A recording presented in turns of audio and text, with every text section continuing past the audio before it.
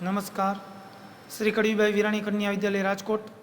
હું વિજય નંદાસણા કડવીભાઈ યુટ્યુબ ચેનલમાં આપ સૌનું હાર્દિક સ્વાગત કરું છું. ધોરણ 9 વિષય સામાજિક વિજ્ઞાન, પાઠ નંબર 1 ભારતમાં બ્રિટિશ સત્તાનો ઉદય, જેનો આજે આપણે ત્રીજો ભાગ નંબર 3ની ચર્ચા કરીશું. આજે આપણે વાત કરવાના છીએ બક્સરનું યુદ્ધ. બક્સરનું યુદ્ધ 22 ઓક્ટોબર 1764માં.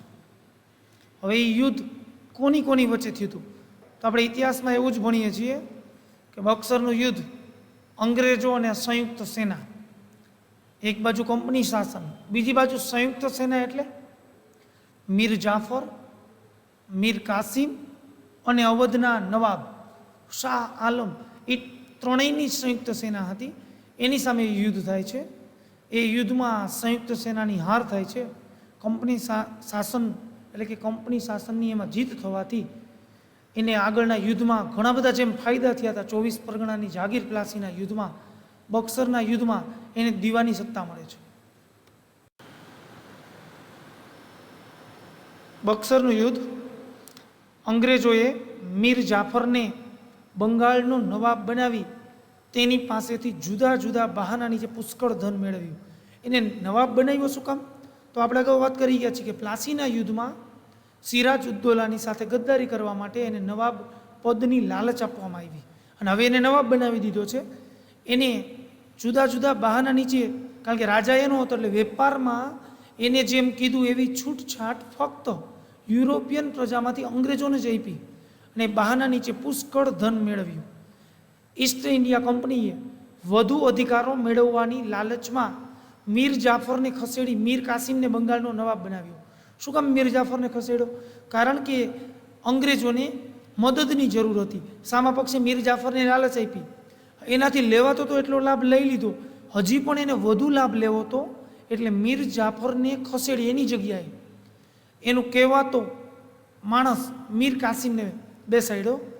આ રીતે મીર જાફરને ખસેડી મીર કાસિમને નવાબ બનાવવામાં આવે છે. પરંતુ કંપની માટે તો મીર કાસિમ તો મીર જાફર કરતાં પણ વધુ મહત્વકાંક્ષી સાબિત થયું. વધુ મહત્વકાંક્ષી એટલે એને એવું હતું કે મીર કાસિમને ચાવીવાળું રમકડું બનાવી લેશે, પોતાને કીએ એવી જ રીતે વેપારમાં બદલાવ, નીતિ અખત્યાર કરશે. પરંતુ એ તો એક વખત ગાદી પર બેસી ગયા પછી મીર કાસિમે અંગ્રેજો તરફ કોઈ જ પણ પ્રકારનું ઢીલી નીતિ ન રાખી. કંપનીને આથી મીર કાસિમનો ડર લાગ્યો અને તેથી મીર કાસિમને ઉથલાવી ફરીથી, પહેલાં મીર જાફર હતો, પછી મીર કાસિમ, હવે મીર કાસિમને ઉથલાવી ફરીથી મીર જાફરને નવાબ બનાવવામાં આવ્યો. મીર કાસિમને સત્તા સ્થાનેથી હટાવ્યા એટલે કે ઉથલાવ્યા બાદ એ સમયના અવધના નવાબના શરણે ગયો. આ સમયે અવધમાં મુગલ બાદશાહ શાહ આલમ આવ્યો હતો. આથી ત્રણેય સંયુક્ત રીતે કંપનીનો સામનો કરવાનો નિર્ણય કરી કંપનીની સામે યુદ્ધ જાહેર કર્યું. ઈસવીસન 1764માં 22 ઓક્ટોબર બક્સર મુકામે સંયુક્ત સેનાની સામે ઈસ્ટ ઇન્ડિયા કંપનીએ યુદ્ધ કર્યું, જેમાં સંયુક્ત સેનાનો પરાજય થતાં કંપનીને બંગાળ, બિહાર અને ઓરિસ્સાની દીવાની સત્તા મળી. આપણે પ્રશ્ન થાય, અગાઉ એને ફક્ત પ્લાસીના યુદ્ધમાં 24 પરગણાની જાગીર મળી હતી, જ્યારે બક્સરના યુદ્ધમાં બંગાળ, બિહાર અને ઓરિસ્સાની દીવાની સત્તા મળી. ફક્ત વેપારની જ સત્તા હતી, હવે તો વહીવટની પણ સત્તા મળી ગઈ.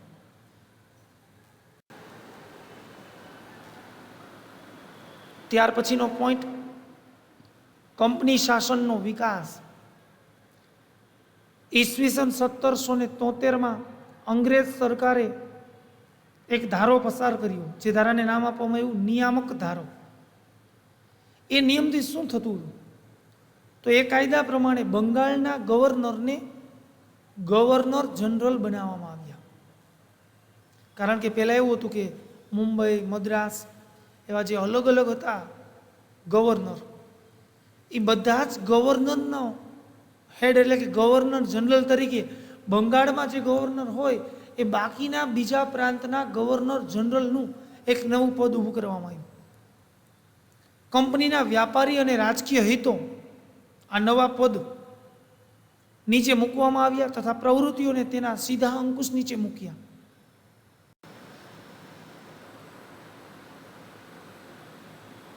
તેના નીચે મુંબઈ મદ્રાસના ગવર્નર અને તેની કાઉન્સિલને મૂકવામાં આવી. બંગાળના ગવર્નર નીચે મુંબઈ અને મદ્રાસ પ્રાંતના ગવર્નરને મૂકવામાં આવ્યા અને એની કાઉન્સિલને પણ સત્તા એમને સોંપવામાં આવી. આ રીતે આ નવા નિયમથી વોરન હેસ્ટિંગ ભારતનો પ્રથમ ગવર્નર જનરલ બન્યો.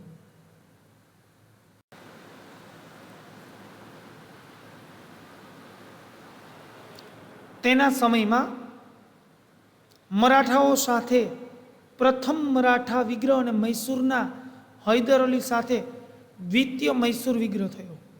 પ્રથમ મરાઠા વિગ્રહ થયો અને મૈસૂરના હૈદર અલી સાથે દ્વિતીય મૈસૂર વિગ્રહ થયો. આ બંને સત્તાઓનું એક સાથે સામનો કરતા ઈસ્ટ ઇન્ડિયા કંપનીની મુશ્કેલીઓ વધી, કારણ કે એક સાથે બે મહાસત્તાનો એને સામનો કરવાનો થયો, એટલે આર્થિક રીતે એની સ્થિતિ ડામાડોળ થઈ ગઈ.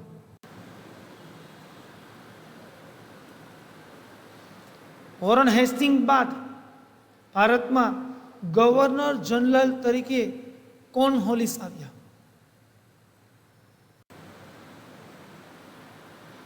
આથી ત્રણેય સંયુક્ત રીતે કંપનીનો સામનો કરવાનો નિર્ણય કરી કંપનીની સામે યુદ્ધ જાહેર કર્યું. ઈસવીસન 1764માં 22 ઓક્ટોબર બક્સર મુકામે સંયુક્ત સેનાની સામે ઈસ્ટ ઇન્ડિયા કંપનીએ યુદ્ધ કર્યું, જેમાં સંયુક્ત સેનાનો પરાજય થતાં કંપનીને બંગાળ, બિહાર અને ઓરિસ્સાની દીવાની સત્તા મળી. આપણે પ્રશ્ન થાય, અગાઉ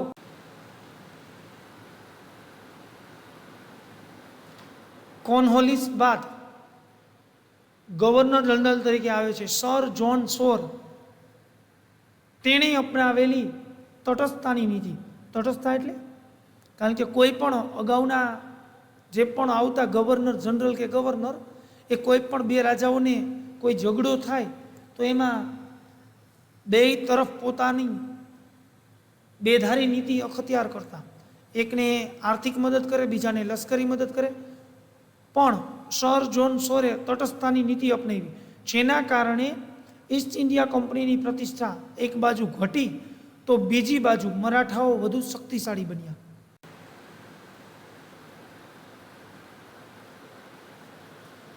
આથી સર જ્હોન શોર પછી આવેલ ગવર્નર જનરલ વેલેસ્લીને માથે કંપનીને ભારતમાં સર્વોપરી બનાવવાની જવાબદારી આવી. આ માટે વેલેસ્લીએ સહાયકારી સૈન્યની યોજના દાખલ કરી, જેમાં શું થતું કે કોઈ પણ રાજા છે એ એની સહાયકારી યોજના સ્વીકારે તો બદલામાં કંપની સરકાર એને ઘણી બધી શરતોને આધીન મદદ કરતા. જો એમાં આપણે સામાન્ય વાત કરીએ તો કંપની સરકાર એને તાલીમ પામેલું સૈન્ય આપતા હતા.